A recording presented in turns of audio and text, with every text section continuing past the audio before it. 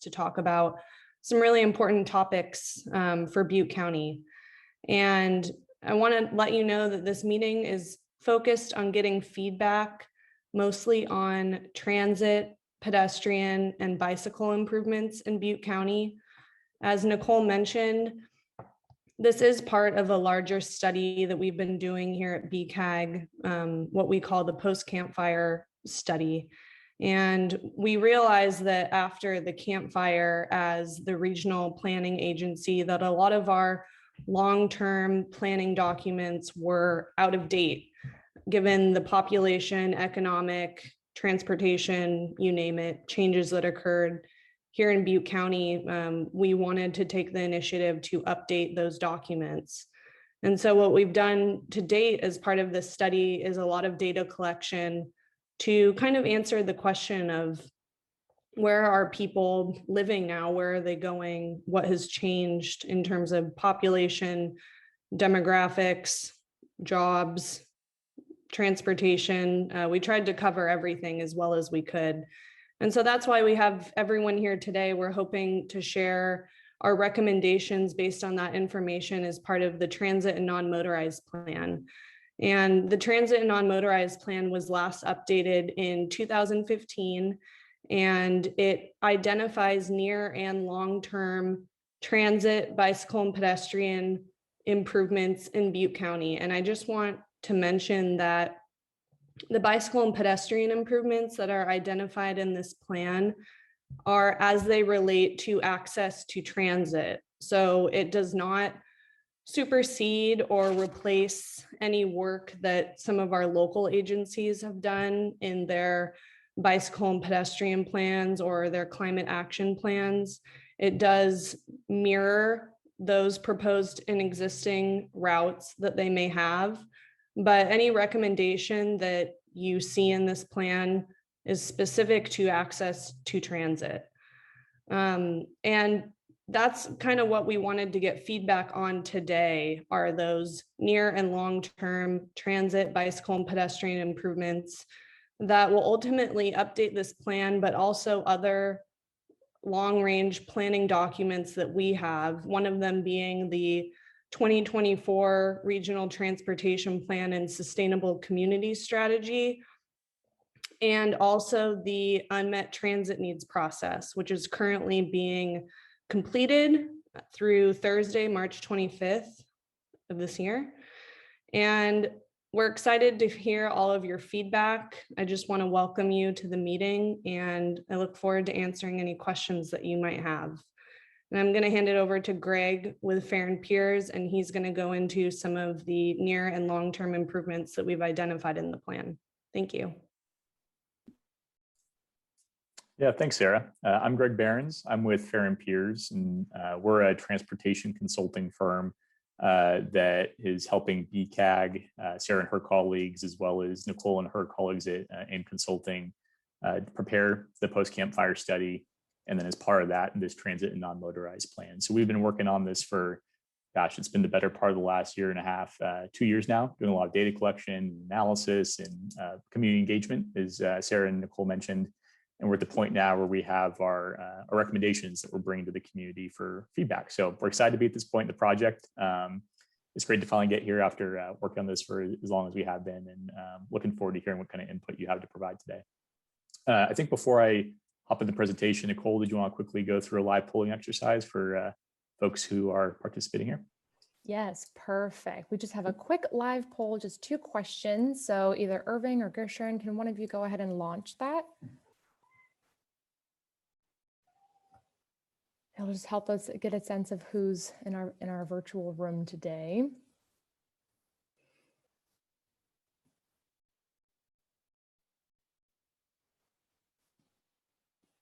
See, has anybody seen the poll yet? Has it popped up?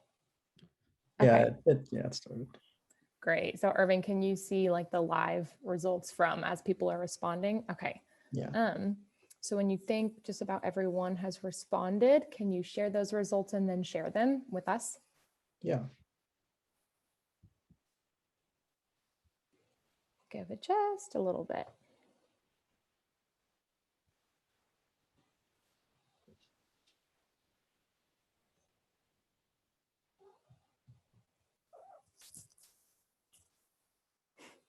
Okay. I think it's about done now. Okay. So it looks like a majority of folks are joining us from Chico. And then we have others from Gridley. And then we have about 38% from other. And it is everyone's first time participating in the POSE campfire study. Great. Well, we're glad to have all of you here. Sorry, I have a cat that's joining our meeting. And it sounds like we also have a participant from Oroville, it looks like in the chat box. So thanks for joining. I think, Greg, you can go ahead and get started on the presentation. Great. Thank you. I'll go ahead and share my screen here.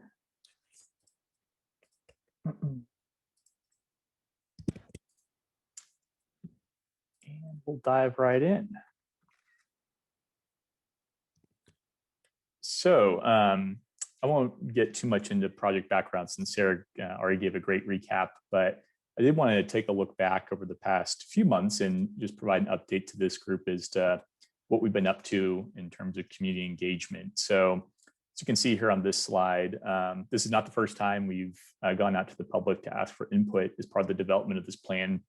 And as recently as actually the end of last year, we had a number of efforts that were intended on really focusing on getting input on people's perceptions of existing conditions throughout Butte County as it relates to transit and non-motorized transportation.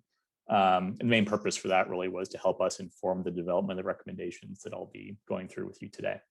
So towards the end of November 2020, we had a virtual community workshop, pretty much just like this format, where we presented some information on existing transit and non-motorized conditions throughout the county, and then also provide an overview of something we call the planning framework, which is kind of the ground rules that we use to develop recommendations as part of any kind of transportation planning effort.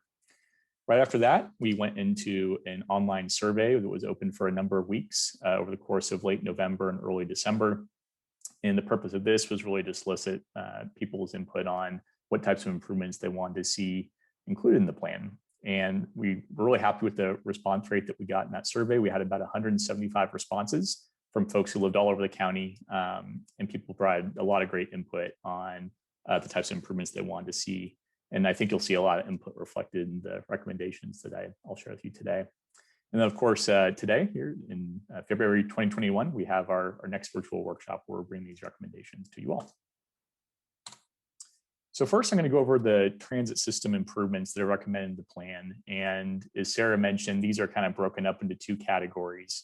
First, we have near-term recommendations. And these are service modifications and improvements that are being proposed between now and 2025. So really looking at the very near term and trying to think about ways to really optimize the B-line system within its existing resources. And then following that, we have a long-term service plan. And that looks quite a bit further out to 2045. And that thinks longer term about how travel patterns and land development is going to change throughout the county, and how transit and non-motorized transportation should respond to those changes. So first, I'll dive into the near-term service plan. Again, this is service modifications out to 2025. I just wanted to mention up front that the real purpose of this was, again, to figure out ways to optimize the B-line system, find ways to best serve ridership potential that exists throughout the county, figure out ways to improve service reliability, reduce running times, just improve the overall quality of the service that's out there today, and also find ways to better connect residents with key destinations throughout the county. And a key thing that we focused on here was trying to come up with a service plan that allows B-line to remain within its existing funding levels over the last few years. So I'll go through this kind of area by area throughout the county. I'll start with Chico here. So one of the main things that we focused on with Chico, first of all, was looking at some of the most productive routes, not just in Chico, but really the entire B-line system. These are commonly referred to as the student shuttles, routes 8 and 9, which connect a number of apartment complexes and higher density areas in Chico with the Chico State Campus. And those are very, very well utilized routes. They're by far the most productive routes in the B-line system. You know, many, many hundreds of riders on a typical weekday, at least pre-COVID, who are taking those buses to and from campus for class and recreational activities and the like. And some of those trips, in fact, were fully loaded buses, not just in terms of the number of seats on the bus, but the amount of standing capacity.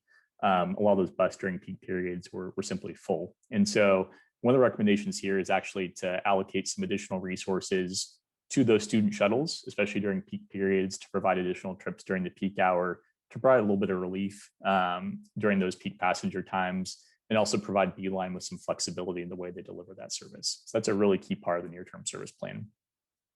Next, we're recommending to extend weekday service span for all local routes in Chico. So you have a uniform bus service that's available on these routes between 6 a.m. and 8 p.m. Today, there's different service spans that vary from route to route, and this really creates uniformity across all the local routes in Chico and will provide some more flexibility to passengers as they're trying to plan their trips throughout a typical day. And this is actually a comment we got a lot of feedback on during the last round of public outreach. So there's really a strong desire to see service, especially later in the evening, for people who might have later work shifts who want to use the bus to commute to and from work.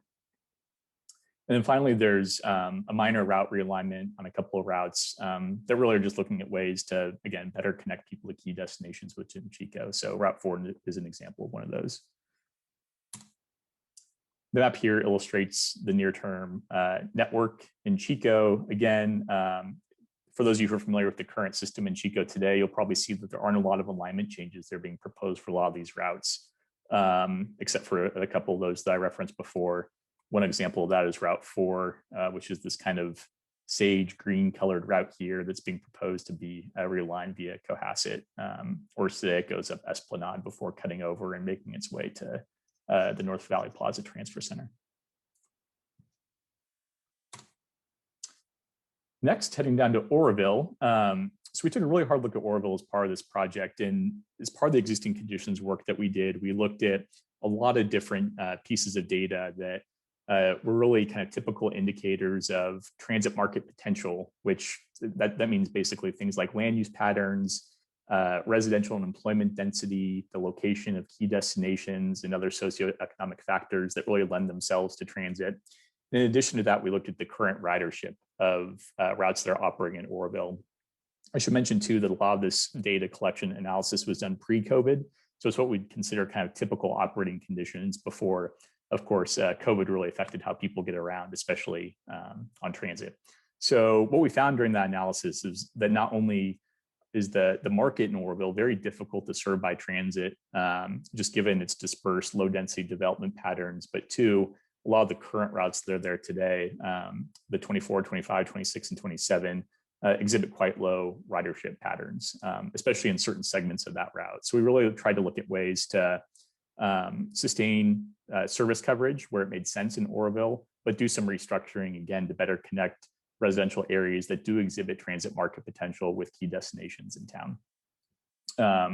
So that included modifications to routes 25, 26, and 27, and then a modification on Route 26 to discontinue some of the service in the Kelly Ridge area as well as the Orange Road loops. And I'll show you what that looks like in the service map here on this next slide. So for those of you who are familiar with Route 26 today, it leaves downtown heading out east and does a loop through South Oroville here before going down Old Highway. It goes by the casino and then out to Kelly Ridge. And so a lot of those loops are being proposed for discontinuation, and this would basically just provide a straight shot between downtown and the casino. Another modification here is on Route 25. We've extended that over to the high school and adult education center just to provide better connectivity between downtown Oroville and the surrounding residential areas with those destinations. And then Route 27 is being proposed to pick up some of the route alignment that is currently served by Route 26 that would be changed with this service proposal. Looking at the regional routes, this is the group of routes that Beeline operates that really provide connectivity between cities and communities throughout the county. So of course, some of those main ones are routes 40 and 41, which connect Chico with the Paradise area. As everybody is aware, travel patterns, and especially between Paradise and other areas in the county, have really been affected by the Camp Fire and are actually changing quite quickly as rebuilding occurs in Paradise and surrounding communities that were affected by the Camp Fire and other recent wildfires in the area. So one thing that we looked at as part of the study, as Sarah mentioned, is trying to get an idea of how that rebuilding is going to unfold, not just in the next 5 years, but over the next 25 years as well. And so a key part of the service plan is really just to keep tabs on how that rebuilding and recovery in Paradise and elsewhere is unfolding. And as population comes back, as employment centers come back and demand for transit begins to grow again, the idea is to reintroduce service levels to Paradise that were there prior to the Camp Fire. Those routes were actually some of the best routes in the system in terms of ridership and productivity. And so there's clearly transit demand between Paradise and other Butte County communities. And we fully expect that to come back as soon as people begin to move back to Paradise at levels they were at prior to the fire.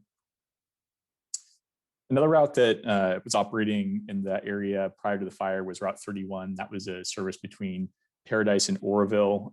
Looking at ridership, while data was collected and even before the fire, that route generated very, very few riders on a typical weekday. And so a proposal actually from the prior transit non-motorized plan from 2015, as well as this one, is to consider reintroducing that service as a van pool service instead and providing van pool connectivity between Paradise and Oroville, especially for commute trips. Another change here is Route 52. That's the route that today goes between Chico and the Chico Airport. That route, similar to Route 31, generates very few riderships, very little ridership on a typical weekday and quite low productivity. And so the proposal there is to actually discontinue that route. And one thing about Route 52 is there's actually quite a bit of boarding activity that is what we consider to be local within Chico, that's generally along the Route 2 alignment. So the thought is that folks who currently use Route 52 for travel within Chico that wouldn't be able to continue use of 52 in the future could instead use Route 2. And as we highlighted in the last bullet, there are no proposed changes to routes 20, 30, or 32. So some other recommendations that are identified in the near-term service plan, these are less related to changing routes, but more kind of focused on infrastructure and just kind of system-wide policy changes. You can see here the first bullet.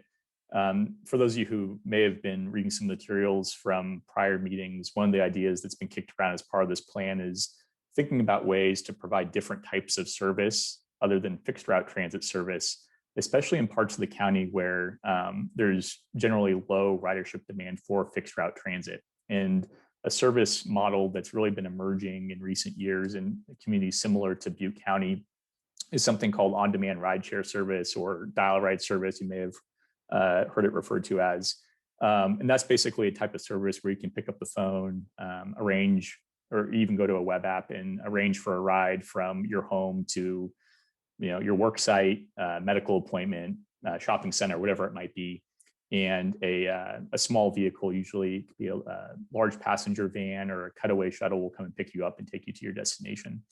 So these types of service models have been very successful again in similar markets, and we think it's something that would similarly be successful in parts of Butte County. So we're recommending to explore those opportunities as the near-term service plan unfolds. Next is implementing changes to improve stop spacing. There are a number of stops on routes in the Beeline system today that are spaced quite close together, and this basically requires buses to stop fairly frequently in locations where they don't necessarily need to. And so the idea here is to implement a new stop spacing policy that just eliminates some of those stops that are very closely spaced together. And that distance can range depending on the type of road that a bus is operating on, the type of community that it's serving. And really what that does is reduce travel times and improve service reliability for passengers who are using those services without really adversely affecting access to transit. The third bullet there really focuses on improvements to major transit centers and transfer facilities that are currently in the Beeline system. One of those is the Paradise Transit Center. And BCAG has really been supporting the construction of that project. It's pretty far along in its design, and BCAG is also looking to pursue funding sources to actually construct that project. So there is a commitment to upgrading that transit center in Paradise when all the funding lines up. And then another key transfer center that you'll see there is the North Valley Plaza Transfer Center, which has several routes that connect and meet there, as well as a lot of transfer activity between those routes. So there are also some improvements to that location included in the plan. The fourth bullet is looking at ways to increase revenue levels by partnering with different entities around the county. So, major employers, Chico State, some of the casinos throughout the county, all those places really benefit from transit service, especially for getting their employees to and from the work site. And so we're encouraging BCAG to partner with those entities to see if there's some kind of funding agreements that could be arranged to create additional revenue sources for Beeline, just strengthen those partnerships between some of those regional entities. And then finally, this is something we heard a lot of feedback on as well during the public outreach, was looking at ways to reduce the cost of using transit service. So really looking at the Beeline fare policy and thinking of ways to, again, reduce the per trip cost that a passenger typically has to pay to utilize service. So a couple of those ideas that we're including in the plan include a low income fare for eligible riders who make less than a certain dollar amount per year in terms of their income, and then also a family pass for people who are traveling with young kids or other family members, looking at ways to implement a pass where they can ride on a reduced fare per passenger. And then another comment we got too was looking at some ways just to simplify transit information. So really the consolidation of real-time transit information as well as fare payment through the mobile applications that are currently available to Beeline passengers. So that was it for the near-term service plan. Now, looking a little bit further into the future out to 2045, we'll get into the long-term service plan here. And here I'm just highlighting a couple of the key changes at a system level between the two. So in the long term, there's a real deliberate effort to increase service levels on transit priority corridors, where there's strong ridership potential today, and that potential is expected to grow even more in the future as infill development occurs, the densification of land uses of the areas. The idea is to increase service levels as that development demand for transit grows in the future. Next, there's quite a bit of new development proposed throughout Butte County. So the proposal here is to expand service coverage into those areas as they come online and as demand warrants. And then finally, expanding weekend service. This was another thing we got a lot of feedback on from folks who've been participating in the project, but a desire to see increased service levels on both Saturdays and Sundays so they can have more flexibility to use transit for weekend travel needs. So again, we'll go through this kind of area by area. So first of all, with Chico, the first bullet here, what this is really focusing on is providing high frequency, high capacity transit on what really is the key corridor in the Beeline system. So this is the Esplanade Park Avenue corridor. And the idea here is to consolidate existing routes that are operating on those corridors and provide high frequency service that connect the Chico Mall area, downtown Chico, Chico State, the Esplanade corridor to the north, and then North Valley Plaza with excellent high frequency, fast transit service. And there have been lots of studies done all over the place that have shown that these types of services really help to generate ridership demand, especially once you hit 15-minute frequencies. It makes it a lot easier to use transit. You don't have to consult the schedule when you want to make a trip. You can walk to a bus stop and expect a bus to pick you up within a reasonable amount of time. And so that's really what this concept is trying to get at. Next, extending local service into new development areas. This is really focused on the southeastern portion of Chico. And so there's proposals to extend routes 5 and 7 into those areas. And I'll show you on a map here in a second what that looks like. And then again, looking at weekend service expansion opportunities on routes 1, 2, 3, and 4. Route 1, you probably know, does not exist today, but this would be one of the routes that would serve that high capacity transit corridor in Chico in the future. So let's point out a couple of the key features here. So I'll start with the high capacity transit corridor. And really what that would achieve is basically between this point where my cursor is down through downtown Chico and Chico State, across East 20th, and then over the Chico Mall area. That stretch would have 15-minute service during peak periods. And again, just provide a high quality service for folks who are traveling along that corridor. And then 2, for people who are connecting to that route from other parts of the system. And then over here, this is the service expansion area I mentioned. This is where there's the Valley's Edge project, the Stonegate project, Merion Park is continuing to come online. So the idea here is to extend some fixed route transit service into those areas as development occurs and demand warrants that service. Looking at Oroville and the regional routes, there aren't changes to these routes relative to the near-term service plan. So at this point, they're identical to what was proposed in the near term. One exception is Route 20. And again, that's looking at expanding service levels on the weekend. So increasing the Saturday and Sunday service frequency from a bus every 120 minutes to a bus every hour. And then just some more generic recommendations that apply to the entirety of the Beeline system in the long term. I mentioned before the high capacity transit corridor in Chico. This first bullet is really a key part of that concept. In addition to actually delivering the service that is up to BCAG and Beeline to do, another key part of that is partnering with, in this case, the city of Chico to implement transit priority measures on those corridors. So there's a whole toolbox of strategies that are used elsewhere that could be considered for this, but really the idea is to figure out ways to make bus service operate as fast as possible. And again, that helps to reduce travel times for passengers and also reduce operating costs for Beeline as they deliver that service. Next is an expansion of park and ride facilities. This actually relates to not just this second bullet here, but also the second to last bullet, which looks at exploring new intercity transit services.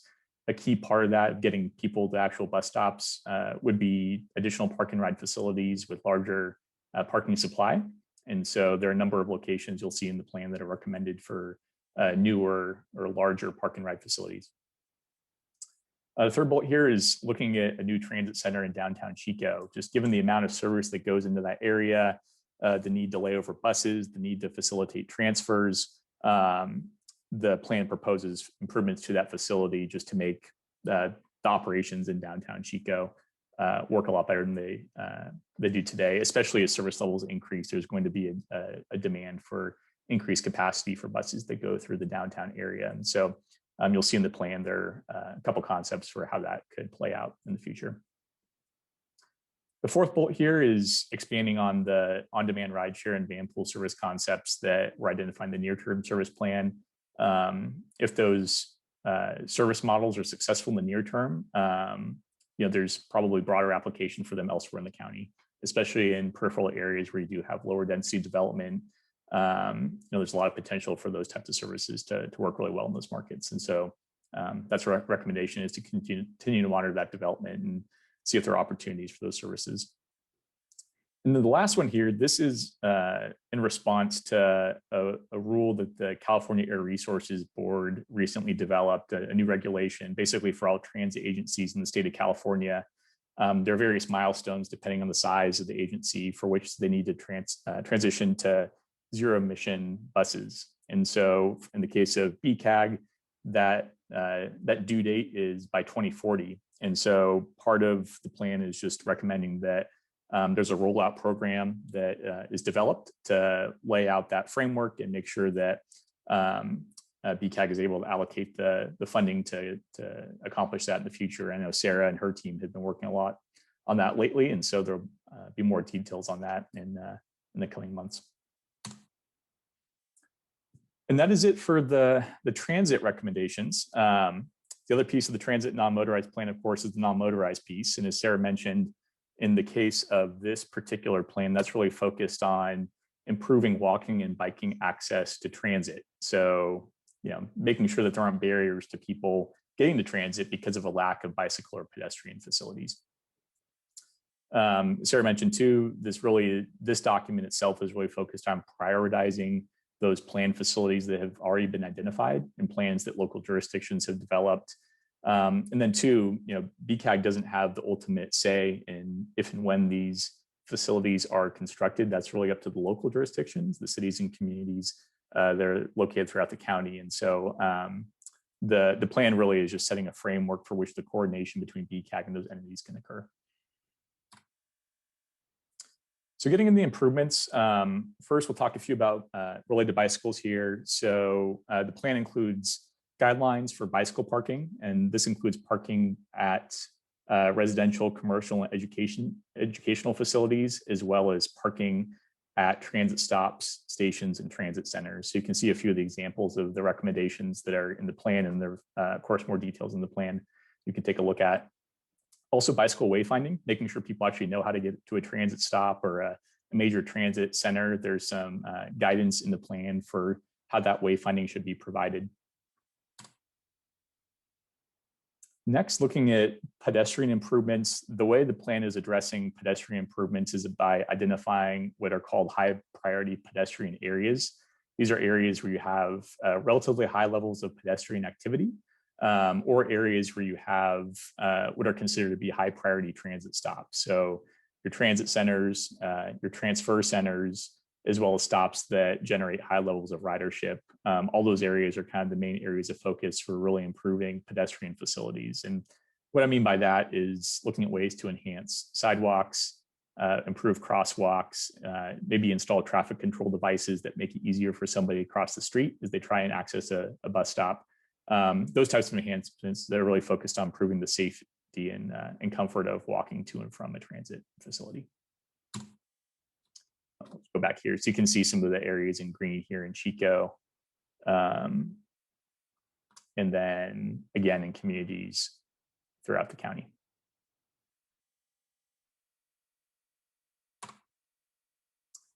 So next, going back to bicycle improvements, similar to the pedestrian priority areas, they're high priority bicycle improvements that have been identified in the plan.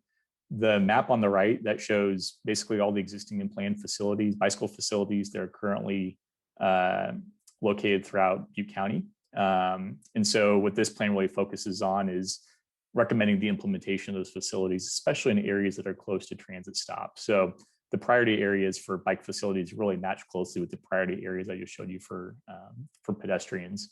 And these types of facilities, there's a wide range of them, and they vary from on-street facilities, things like improved bike lanes and cycle tracks, to off-street facilities, bike paths or shared use paths. And then finally here, just some more generic non-motorized improvements. The plan includes a recommendation for what's called the Safe Routes to Transit Plan. And that will take this a step further in identifying and prioritizing walking and biking safety improvements throughout the county, especially those near transit stops. So this will be an important document, especially as BCAG continues that coordination with the local jurisdictions. Next here are some recommendations for bike and ped access improvements near the First Street and SR 32 Park and Ride. And then finally, in addition to some of those local bike facility improvements that I showed you on the last map, the plan also includes recommendations for what are considered kind of regionally significant bike facilities. So for people who want to ride between communities or cities within the county, looking at ways to really enhance those facilities to make sure they can do so. And so you can see a list of them here that really provide a lot of connectivity between these communities that do not exist today.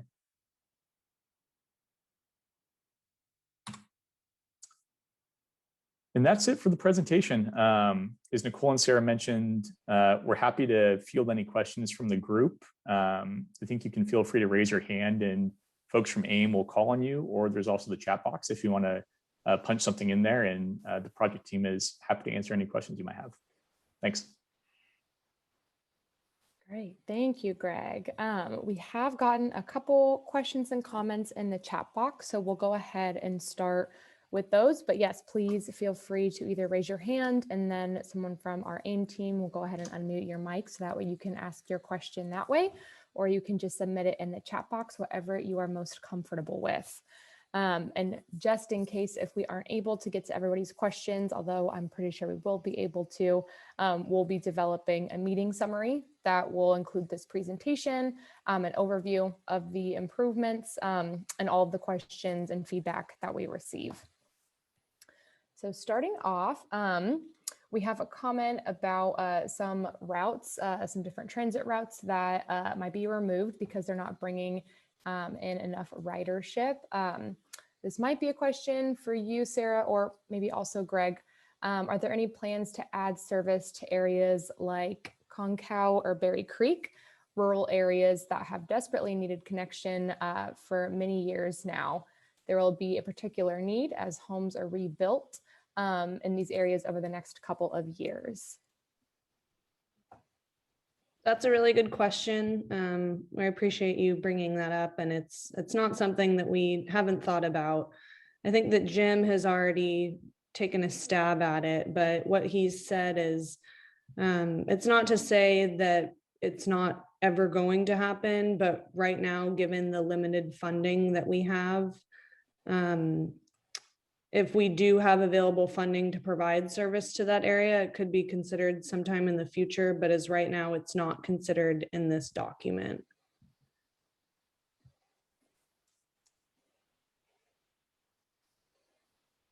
Okay.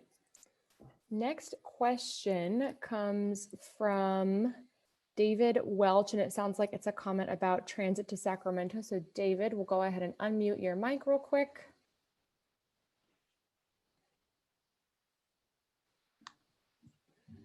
Okay, sort of a dual question comment kind of thing.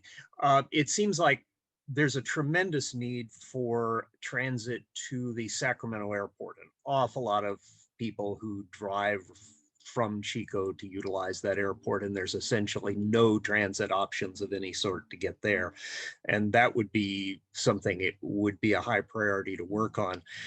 Another opportunity that I think might be worth exploring, there are Amtrak connecting buses that go from Chico into downtown Sacramento. Until recently, they were prohibited from selling tickets to people unless those people were using trains. Now, the law has been changed to permit them to do that, but the Joint Powers Authority that runs the Capital Corridor has not chosen to implement that. And simply somebody from local government reaching out to persuade them to implement that they're now allowed to implement. There's a lot of lightly used buses already making this daily trip from Chico to Sacramento, and all they would have to do is implement what they're now allowed to implement to provide that service. Yeah, good comment. That's a good comment, David. It is something that we are looking into. Actually, last year we received a grant through Caltrans, the California Department of Transportation, to look at providing a commuter bus service between Chico and downtown Sacramento. Now, it wouldn't go exactly to the airport, but it would provide access to an airport shuttle. And that is, your concern is something that we've heard, which is why we wanted to do that study. And it would actually, it has two different purposes. One, just to look at the commuter service between Chico and Sacramento, and two, actually to resume operations of that Amtrak throughway bus that you mentioned. And we just started that project last month. There is a page on our website if you want to send us an email, anyone who's on this meeting, to be more informed about that project. Like I said, it's just started, but we will be looking at providing a commuter bus service between Chico and Sacramento.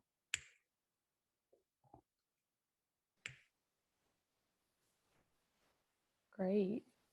Okay, and it looks like, Mike, you have your hand up, so we'll have someone ask to unmute you so you can ask your question.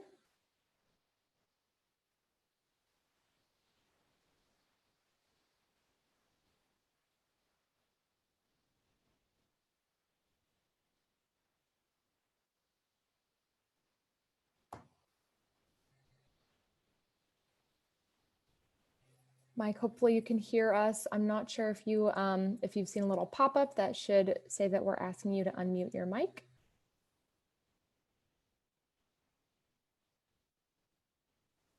But we'll go ahead and move on to the next question. But Mike, if you figure out your microphone, just feel free to unmute yourself and ask your question, or you can just paste it in the chat box as well.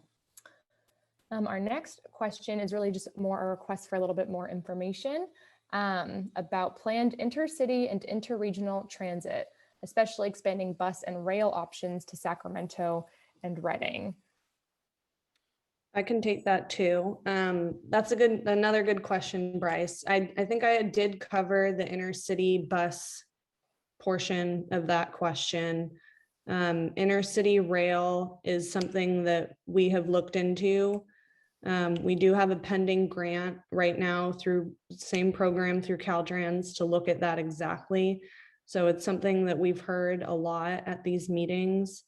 and we're doing our best to look into it. So I appreciate that question. Okay.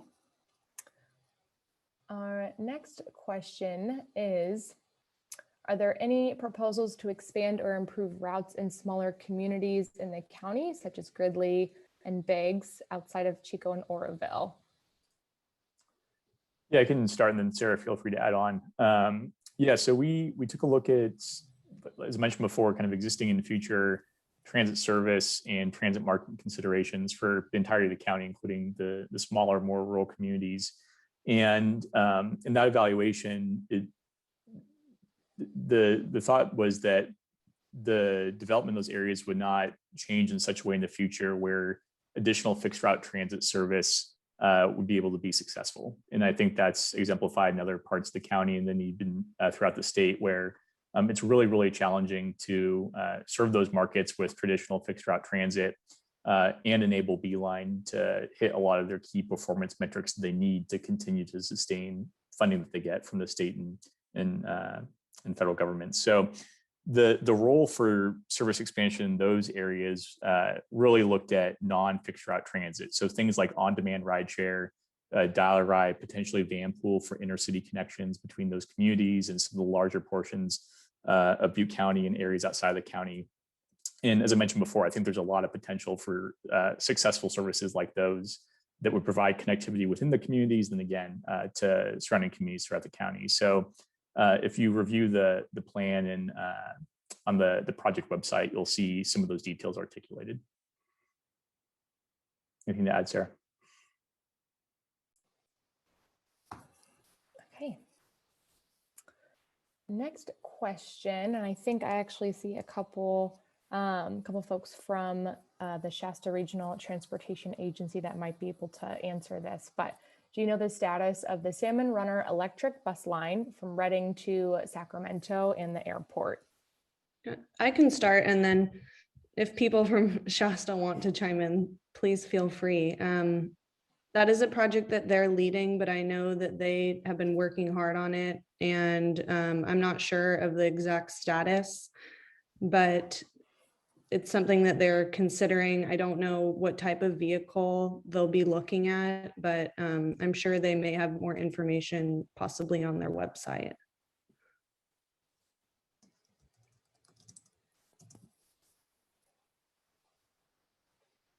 Okay. And it looks like we're still not able to get Mike to update his microphone so we can hear him, but I do know that he sent in a question just through email, so I'm going to go ahead and just ask it for him. And he is wondering if a grant for a vehicle and being able to pay for a driver could be included as a part of this planning effort. He is living alone in Concow and anticipates there will be quite a few of others in his community that need transportation for medical and shopping in different city locations. I have a follow-up question if you're able to ask him. Is he asking, do we have a grant identified or does he have one? I can follow up with him. I think my understanding is just asking if it's possible to include this as part of an improvement or if there are grants that could be pursued in the future to address this need. Okay, I'm not aware, personally, I'm not aware of any grants, Jim. I don't know if this is something that we're aware of. Yeah, right now I'm not aware of any potential grants like that. Okay, thank you. Okay, the next question is, who is involved in implementing the various conflicting proposals for bicycle infrastructure projects, and who prioritizes which options have the best benefit per cost?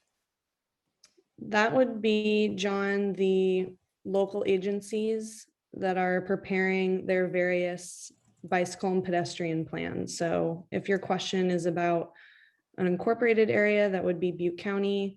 If your question is about Chico, it'd be the city of Chico. Those are the individuals and the jurisdictions that do develop those documents and update them every few years. So they will prioritize which projects they want to be a priority, which ones are included. And then on our end, we incorporate them into the transit and non-motorized plan just for consistency.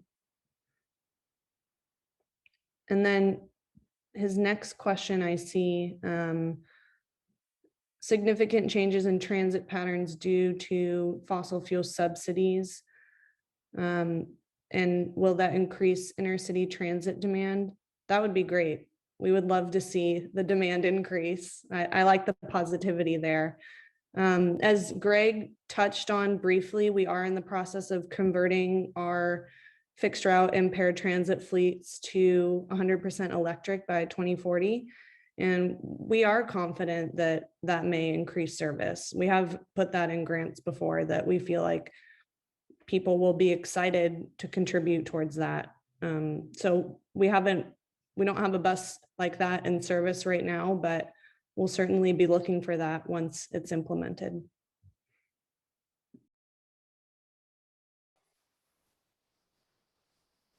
Great. Okay. Next question. Will you be considering the demographics of neighborhoods before cutting back on the distance between bus stops? Greg, I want to ask if kind of follow up to that question, because when you mentioned improved stop spacing, I wasn't sure if you meant increase the space between bus stops or decrease the space between bus stops. So what was your idea on that? Increase or decrease them? Both.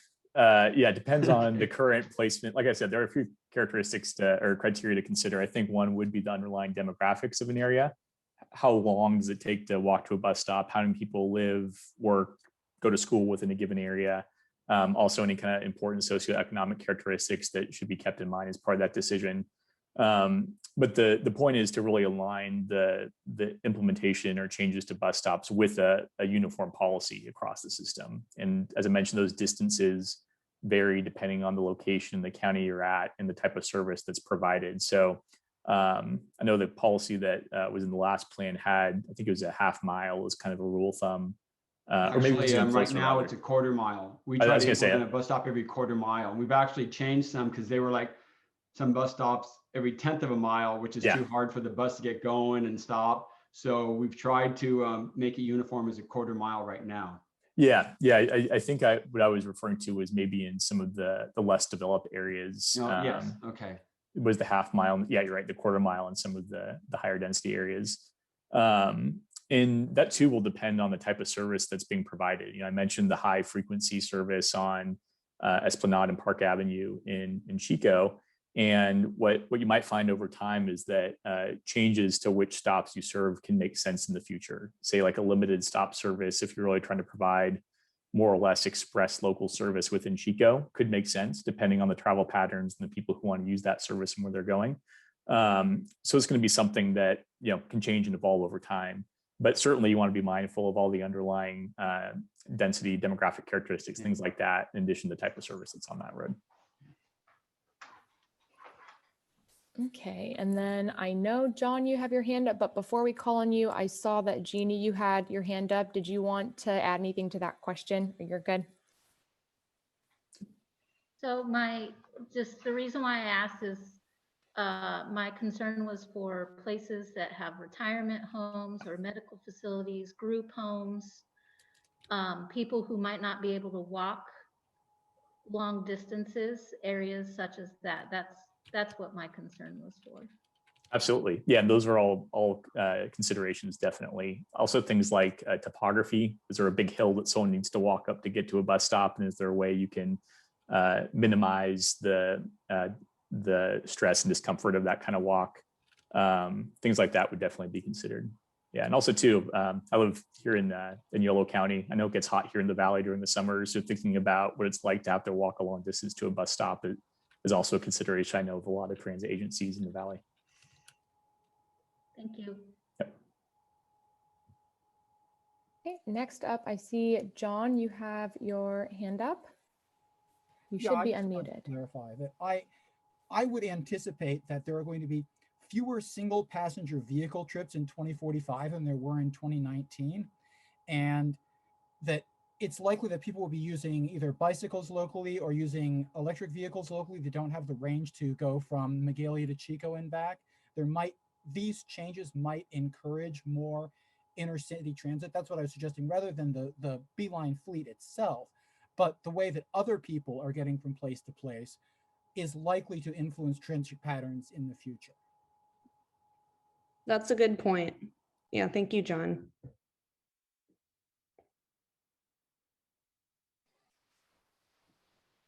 Okay, and then I did just want to follow up. Mike Ashlock, if you can still hear us, Jesse Olson with the Concow Yankee Hill Community Development Group did let us know that the development organization is working on a program for a local van in the area, just relating back to your question earlier today. So that's great to hear. And thank you, Jesse, for letting us know. And Nicole, can I add something to that real quick? Another model that's implemented by some areas, including some in Northern California, actually in Placer County, is partnerships with various social service agencies and other public entities to provide funding for small vans and shuttles to better connect some of those outlying areas with social services, medical appointments, shopping needs, things like that. So although that program is not necessarily in place in Butte County today, it is something that could be considered in the future. So we can talk with Sarah and Jim about that offline. Thank you. And then we had a comment about how the Town of Paradise and Butte County Association of Governments have plans for a separated path along Pence Road. And maybe we need to refer back to the presentation, but it sounds like the current plan improvements show a dotted purple bike lane and not a separated path. Yeah, we can take a look at that and see, just double check for consistency. I know these data layers are evolving as time goes on, as existing plan facilities change. So we'll verify that to make sure it's all in alignment with the correct local plans. Okay. Next question, what will the cost for the patrons of the door-to-door transit services look like? Do we know at this time? It'll depend. So it'll depend on who's actually providing the service. And there are a lot of different ways that could be done. Kind of historically, for dial ride services and paratransit services, that's usually delivered directly by a transit agency or through a contract operator. More recently, there are service providers that have emerged specifically for this type of service, and their actual hourly rates are quite a bit lower than what you might have seen even 4 or 5 years ago. So I think ultimately it will depend on how much it costs to provide that service. Also, how many people are expected to ride the service. And then I'd imagine the fare would be determined based on how that calculus plays out and how it's consistent with the financial performance measures that BCAG has in store. I know in the case of, there's a service like this in West Sacramento, and their fare, I believe, is somewhere in like the $2.50 to $3 range per ride. Not to commit Sarah and Jim to any number, but just an example. BCAG will work really hard to make sure that the cost for door-to-door service is as low as possible. We do realize that a lot of people are on fixed incomes. We don't want to place an undue burden on anyone who needs the service. And that's one of the real benefits of some of these new service providers is that you could essentially buy up the amount of service you need to match that demand. And just as kind of a point of reference, I'll go back to the West Sacramento example. The service they were providing in those areas before was $110 per service hour. Now their service cost for this new on-demand rideshare service is around $50 an hour. So it's about half the cost for the agency to provide the same, if not better, service than what they were getting before. So there can be some real cost savings by implementing this kind of model.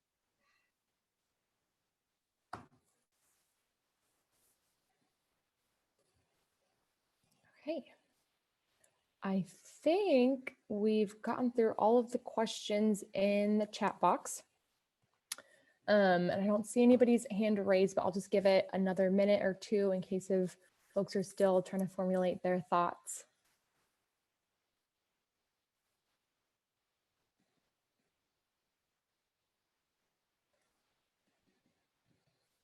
And maybe while we share the steps for this project.